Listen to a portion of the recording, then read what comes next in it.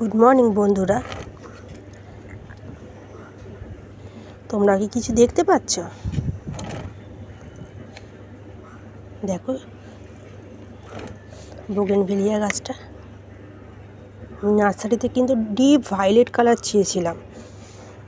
আমাকে বারবার করে বলি এটা ডিপ ভায়োলেট কালারই হবে, কিন্তু ফুলটা ফোটার পরে এখন যা দেখতে পাচ্ছি, আমার কাছ থেকে 100 টাকা যখন নিয়েছিল আমার কিন্তু খুব মন খারাপ হচ্ছিল। এইটুকু গাছ 100 টাকা নিয়ে নিল, কিন্তু এখন যখন দেখতে পাচ্ছি এই রকম সুন্দর, এই রকম দেখো চোখ একদম জুড়িয়ে যাচ্ছে, ভীষণ সুন্দর বলো।